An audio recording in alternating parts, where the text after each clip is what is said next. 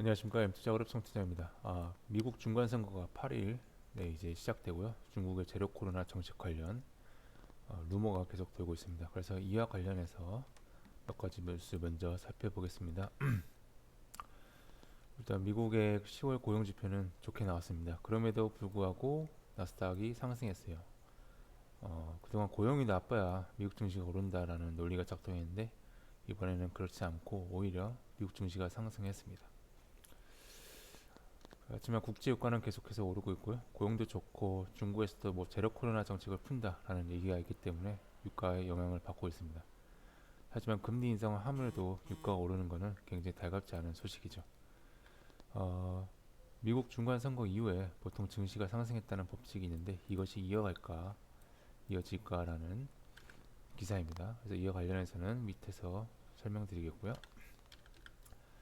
중국도 제로 코로나 정책을 이제 완화할 것이라는 기대감이 최근 일주일 이세 두세 번 정도 계속해서 나오고 있습니다. 그래서 증시가 올랐다 내렸다 다시 올랐다 내렸다 이런 것을 반복하고 있는데 일선 방향은 오히려 강화하고 있고, 그리고 어제 중국 정부에서 아직 통제를 풀 만한 그런 근거를 찾지 못했다. 그리고 심지어 중국에서는 다시 코로나가 재유행하고 있습니다.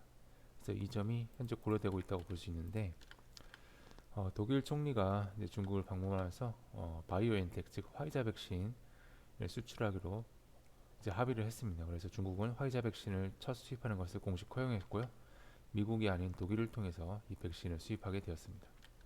그래서 중국이 제로 코로나 이제 정책을 푸는 데 있어 첫 단추를 낄지 지켜보시면 되겠습니다. 그리고 타이거 글로벌이라는 어마어마한 헤지 펀드가 있는데 중국 주식 투자가 일시 중단했다는 걸 지난주 금요일 날 말씀을 드렸고, 그래서 이 자금이 계속해서 한국으로 들어오고 있는 상황입니다. 그래서 우리 증시가 현재 강한 상태 유지하고 있는 상황인데요.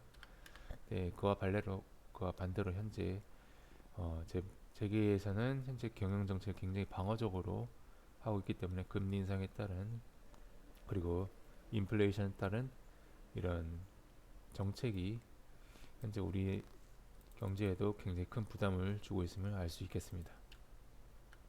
그래서 미증시는 상승했고요. 반등을 하는 모습이고 전반적으로 다들 반등하는데 애플은 오히려 소폭 하락하는 상황입니다. 시장 심리 상태는 다시 탐욕 구간으로 돌아왔지만 언제든지 다시 내려갈 수 있음 명심하셔야겠고, 10년물 권리가 전일보다 조금 올랐고요. 30년물 권리도 전일보다 올라서 부동산 모기지 금리가 계속해서 상승하고 있음 알 수 있습니다. 대신에 이제 달러 지표는 하락하는데 중국의 제로 코로나 정책 그리고 중간 선거에 대한 불확실성이 작용한다고 해석이 됩니다.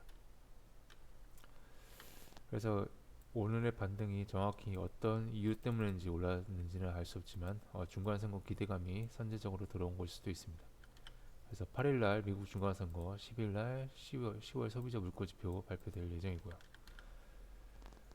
그래서 중간선거 그 다음부터 증시가 오를 확률이 매우 높다라는 통계 자료가 있지만, 하지만 올해 연초 랠리라는 무적의 단어가 있었는데 그 단어도 올해 인플레이션과 금리 인상 앞에서 순식간에 사라진 경험이 있죠. 그래서 뭐 백미러만 보고 앞을 달릴 수 없다는 주식 격언을 생각을 하셔야겠습니다. 서부 텍사스 원유 가격이 92.69달러로 다시 한번 오르고 있는 상황입니다.